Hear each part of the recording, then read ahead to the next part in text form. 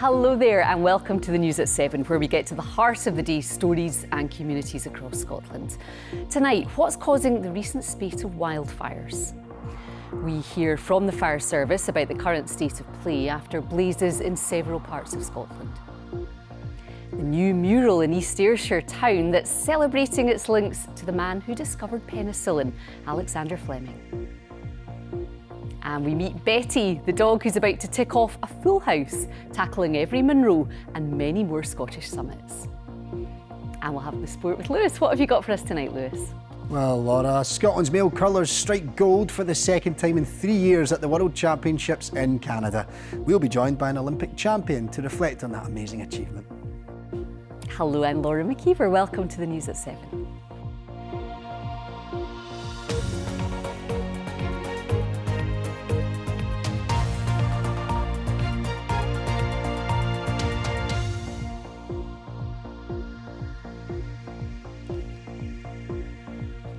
Firefighters are tackling a new wildfire which has broken out on a hillside in Inverclyde this evening.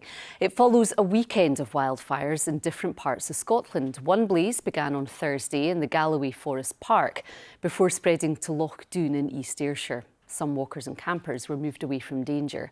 Meanwhile, in the Highlands, crews were called out to the area around Stackpolly near Ullapool. I've been speaking to Ian McMeekin of Scottish Fire and Rescue, hearing about what they've been dealing with in Galloway. We have been continuing your response to the incident, and over the past 2 or 3 days, we've approximately had about 21 appliances and over 100 firefighters attend the control in Galloway Forest area. What kind of impact has it been having then on people and presumably wildlife as well? I think it's estimated at this time there's roughly been about 5,000 hectares of land affected by the wildfire, and also we need to be mindful of the wildlife that's in this area. We start to look at the local communities. We have been working closely with our partners and making sure we're getting the right media messages out to keep people updated and informed of the incident and any potential impact it would be on roadways, networks and potentially people's houses. Thankfully, the information we've been working with and the information we've been communicating has helped to keep people safe. So we are just in early April. How has this compared to previous years, so early on in the year, in terms of what you're dealing with higher temperatures and very dry conditions as well, added with it some wind too? We're currently coming to the end of a current warning, but we anticipate the Scottish Wildfire Forum to release an additional warning tomorrow, and that will run between Tuesday and Thursday.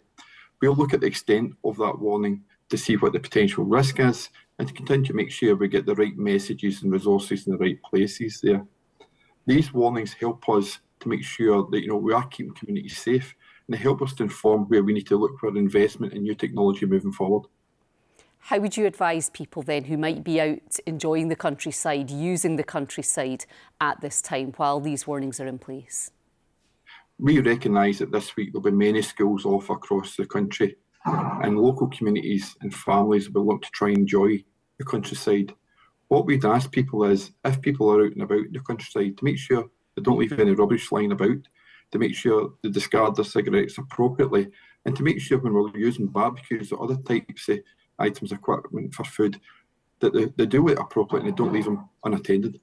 OK, well, Ian, we're really grateful for your time today, for telling us more about it. Thank you so much. Thank you. Next tonight, as the impact of President Trump's tariffs on goods imported to the US continues to reverberate around the world, the stock market here in the UK has, along with all the other major markets, been reflecting the fear and uncertainty. In London, the FTSE 100 index of leading shares fell to its lowest level in a year at one point today. The First Minister, John Swinney, who's in New York for Tartan Week, said the UK government needed to announce more support for small businesses to help them through a turbulent time. Given the severe changes to the economic outlook that we are facing, it needs bold action from the UK government. It can't just tinker around at the edges.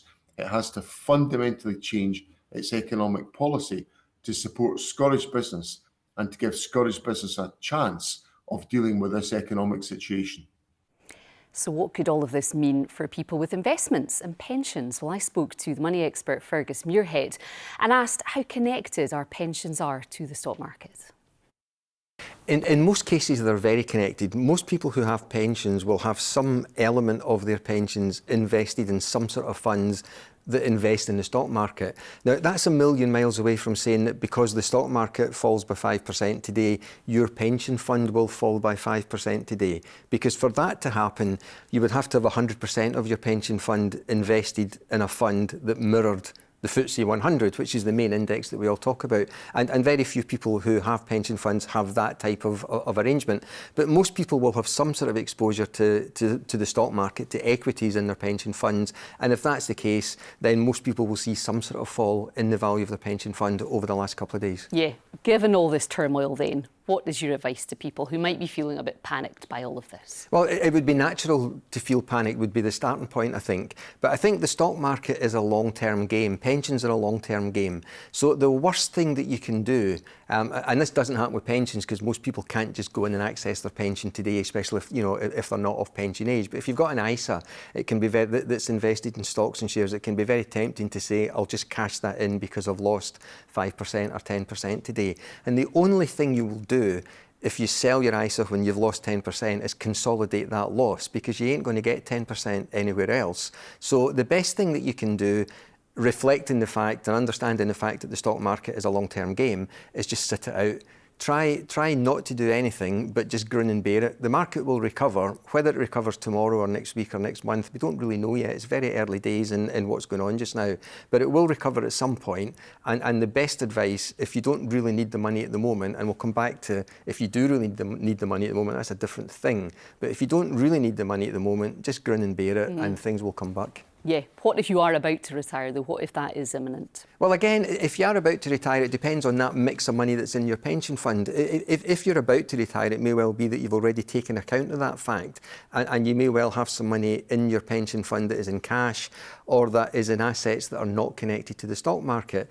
And if that is the case, then you can probably start to take an income from your pension without necessarily disturbing the money that's in the stock market type investment. So it should be possible in a lot of cases to take money out of your pension fund without suffering the losses that you would incur if you sold funds that were directly linked to the stock market. Now, some analysts are pointing out that if all of this trade warfare, if you like, ends up affecting growth, that could actually mean that we could see interest rate drops coming this year. Well, we could see, depending on which economist you listen to, we could see interest rates falling this year, or we could see nothing happen, or we could see interest rates rising. There is an argument that says that if growth gets disturbed and we go into recession, then it'll slow everything down, and to pick things up again, interest rates might need to come down to encourage people to borrow, to encourage growth. There's another argument that says that if prices of things start to go up and people buy them, then interest rates won't come down because there's a risk that inflation kind of heats up a little bit. So I think it's too early to say whether interest rates will stay where they are or come up or come down later on in the year. OK, keep the heat for now though. Absolutely, that's the best thing to do. Fergus, thank you very much indeed. Well, maybe you feel affected by this and would like to get in touch on this or any other story. We always like to hear from you. You can get in touch on email. Our address is there for you now, news7@bbc.co.uk. That's news7@bbc.co.uk. Time now to get a roundup of the stories making the BBC News app in Scotland. 7 people have been taken to hospital after a fire at a building in Paisley. Emergency services were called to a ground floor flat around 11 o'clock last night. Staff at the University of Edinburgh are being balloted on strike action. It's over plans to cut £140 million from the university's budget. And the electricity network in the north of Scotland will be improved with a £450 million investment by the end of the decade. SSEN say the work would also create 300 jobs. For more information on all of these stories, you can scan the QR code there for you in the screen now. It will take you to the BBC Scotland News app, where there is plenty more, including the news that the director of Wigtown Book Festival, Adrian Turpin, is standing down after nearly 20 years. Now, penicillin has saved countless lives around the world since it was discovered almost 100 years ago. There are monuments to its Scottish inventor, Sir Alexander Fleming, in countries including Spain, but you've had to search hard to find remnants of his story in his hometown in East Ayrshire, until now that is. A stunning new mural has got people talking, as Sarah Toom reports. There's a new look to the heart of this East Ayrshire town. Darvel is the birthplace of microbiologist Sir Alexander Fleming, who discovered the world's first antibiotic, penicillin, and he's a source of local pride. This is me here next to Sir Alexander. But some say he's never been lauded prominently enough. I was thrilled to meet him because he had been a boyhood hero of mine and my twin brothers. We admired this man greatly. I mean, his story reads like a film script. He was a very quiet and unassuming man. He did not boost his achievement in any way. There are already tributes in the town, a bust and a Fleming street. And though his birthplace, a remote farm a few miles away, is not a museum, its owner says there's a steady flow of random pilgrims. Is this the birthplace of Sir Alexander Fleming? Yes, lovely to meet you. Hello, lovely to meet you. Phil Scott looks after a memorial stone and a makeshift museum in his home. It's a bit of a cliche, but Fleming gets under your skin. The amount of people that come from Scotland and from abroad, and the stories they come out with of how penicillin in different ways have saved their lives. So you said you get international visitors through here, and there was one woman from Spain in particular. Her idol was Fleming. The name of the school where she taught was Sir Alexander Fleming's School. The name of the square in the town where she lived was Fleming Square. They had a bust the same as we do down in Darvel, and she turned around and she said, "We have a public holiday to him. What do you have?" And I had to answer, nothing. Well, now in Darvel, it's hard to miss the town's links with the miracle drug, thanks to Glasgow artist Rogue One's new mural. For us locally, it's a sense of pride. You know, Darvel was run down for many years, and it just looks, this is adding to it being back on the way up. For Scotland, you know, he is not just a local hero, he is national, international. What do you think of the mural? Yeah, absolutely fantastic, amazing, you know, to bring that history and put it up there for everyone to see. I don't think he got the recognition he deserves. It's lovely to see this mural. It's absolutely beautiful. Stunning piece of artwork. I look at it every time I come past. I think it's amazing. I just think it's about time that Darvel as a village was recognised for Sir Alexander Fleming.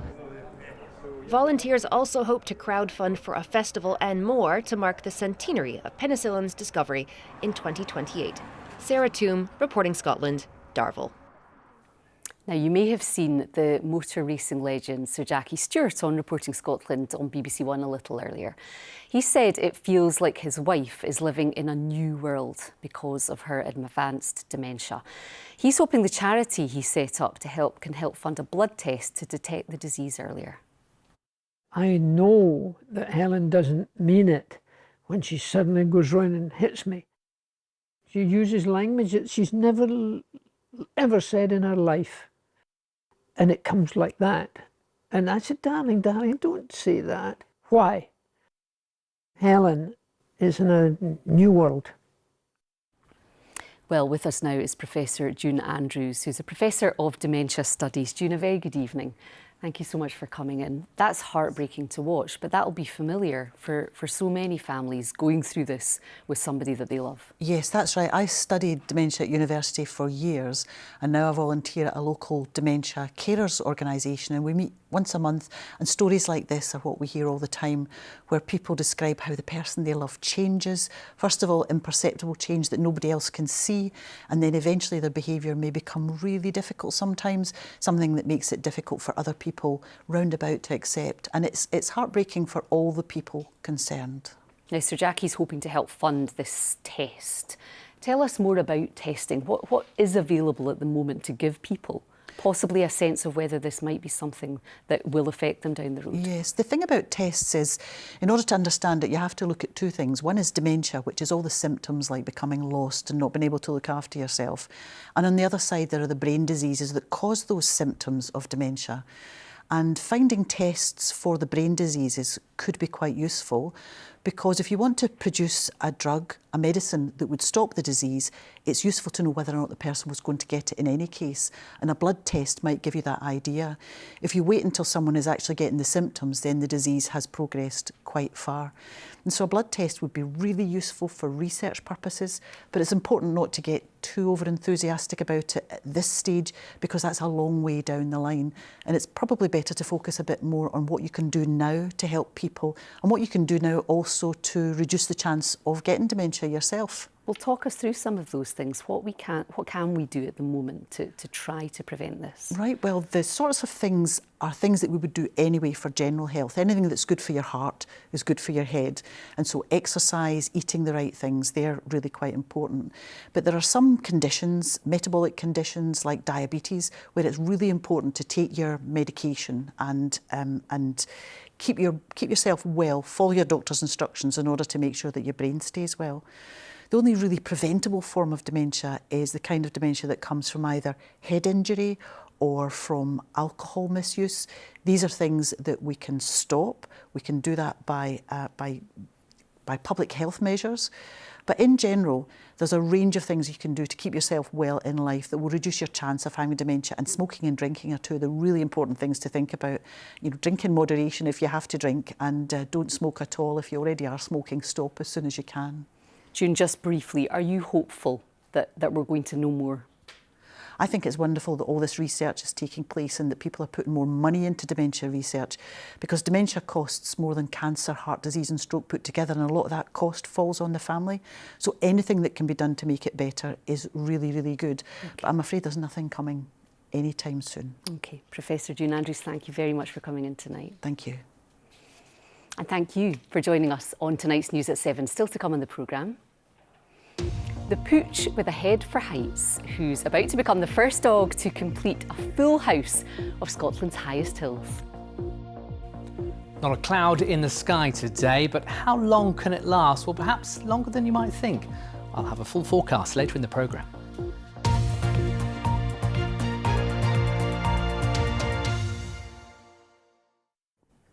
Yes, all of that to come in the programme. But first, let's get the sport with Lewis. Thank you, Laura. Good evening. Well, let's start with the dramatic and wonderful, look at that, brilliant, wonderful win for Scotland at the Men's World Curling Championship, taking the gold for the second time in 3 years by beating Switzerland 5-4 in a tense final. It all came down to the last stone of the final end, with skip Bruce Mowat staying calm till victory was secured. Hammy McMillan, Bobby Lammy, Grant Hardy and alternate Kyle Waddle were the others in the victorious Scottish rink. And watching at home was one of Scotland's women's team, Jennifer Dodds. I caught up with her earlier and she reckons they would have enjoyed their celebrations.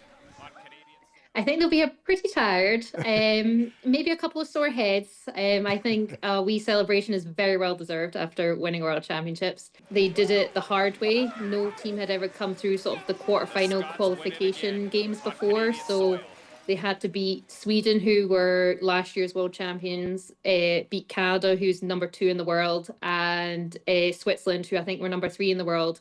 So they definitely beat some of the best teams in the world to get that world championship. And I guess the only thing really missing now from that collection would be emulating yourself and even your head and getting that Olympic gold. Will that be what he's looking at now, Bruce Mowat and the team? Yeah, obviously, it obviously still goes down to selection.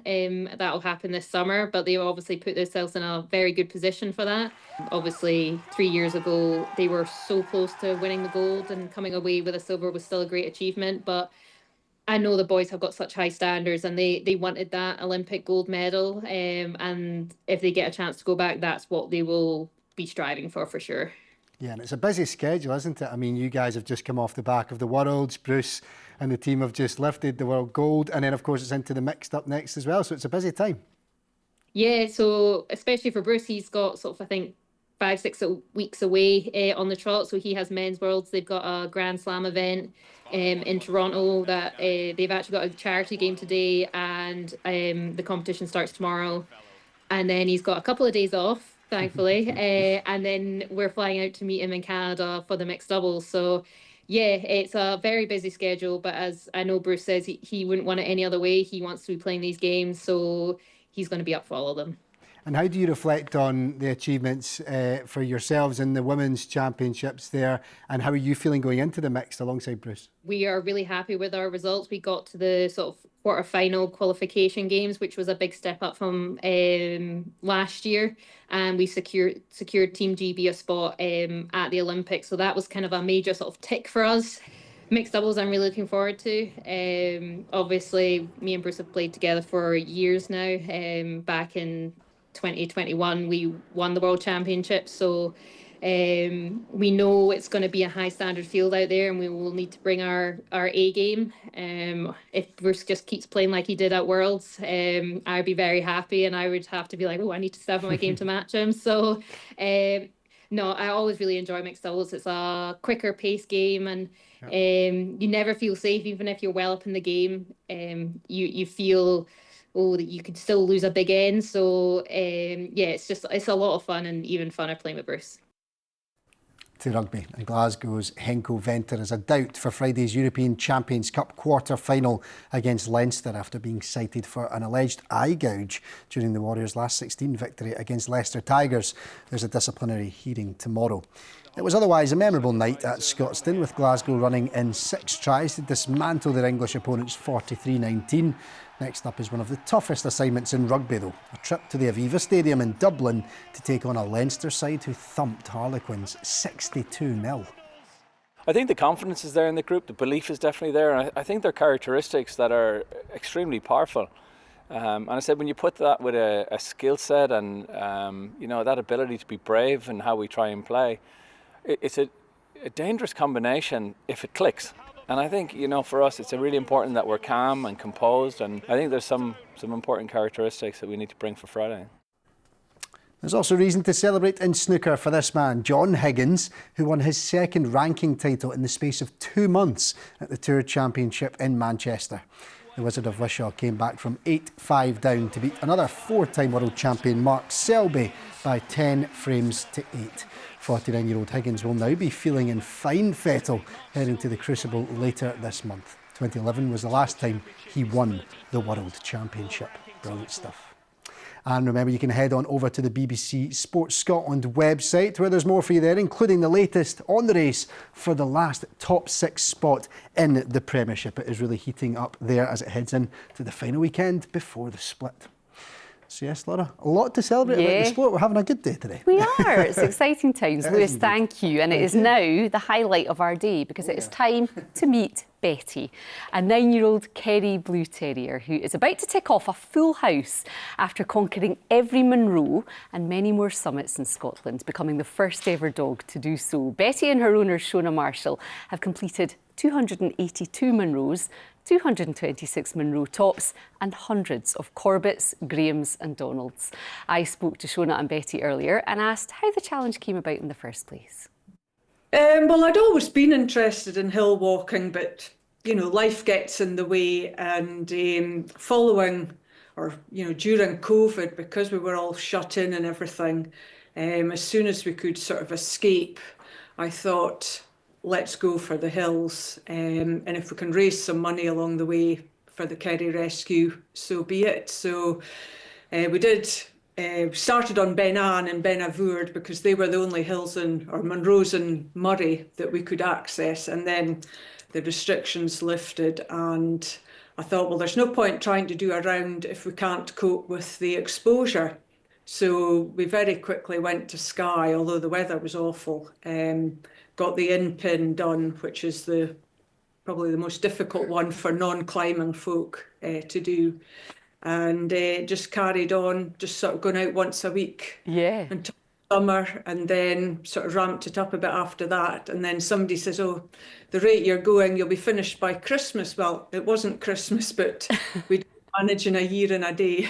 It's a remarkable achievement. And Betty presumably loves it. She just enjoys walking with you. Well, that's right. She doesn't like the boggy bits, but none of us do. None of really. us do. No, she doesn't like getting her feet wet. No, she seems to relish the scrambles, actually. She's quite amazing. And it's really humbling how much trust she puts in you, you know, when you're encouraging her across something or over a river, because she's not keen on the water either. So you've 2 more to complete at the weekend. Yes, how does it feel to have come that far in the challenge? And are you thinking maybe what's next? Maybe you guys could go abroad and try something else. There's endless lists of hills to do, but yes, I mean, in some ways I won't be sorry to see the back of the Grahams, because I think we made a bit of a mistake in doing them during summer months, and the vegetation, you know, breaking through bracken and brambles and stuff. It's pretty grim in places.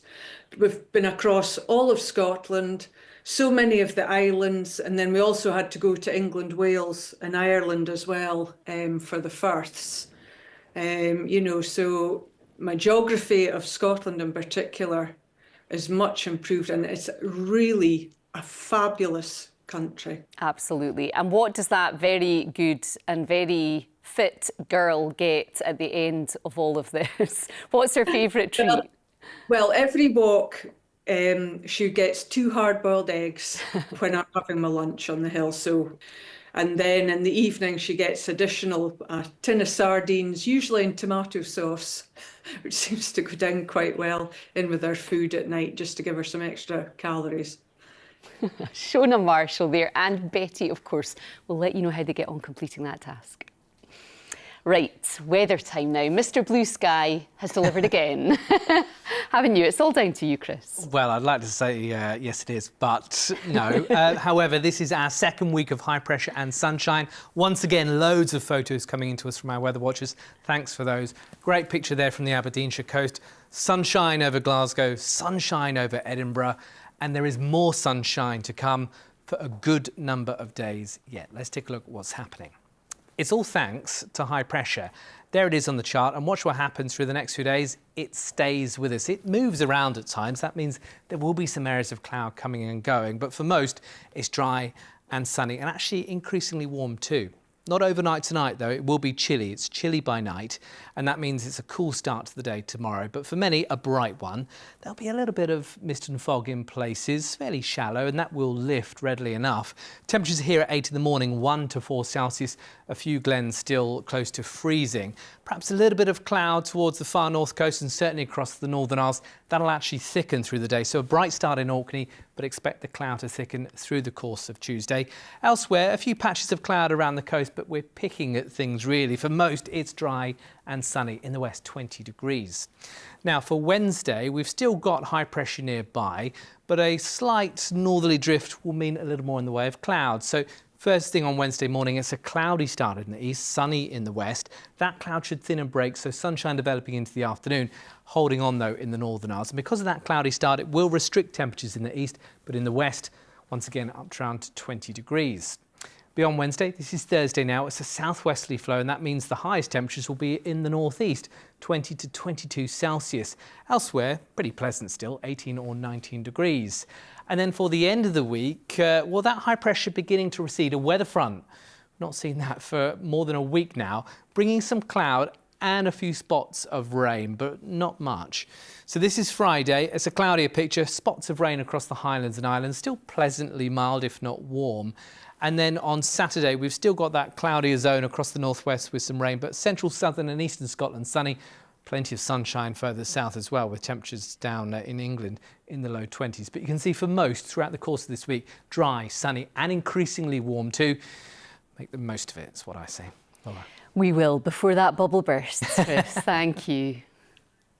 And thank you so much for being with us once again this evening. I am back tomorrow night at 7. Much more over on the BBC News Scotland website. We'll see you tomorrow. Thank you. Bye-bye.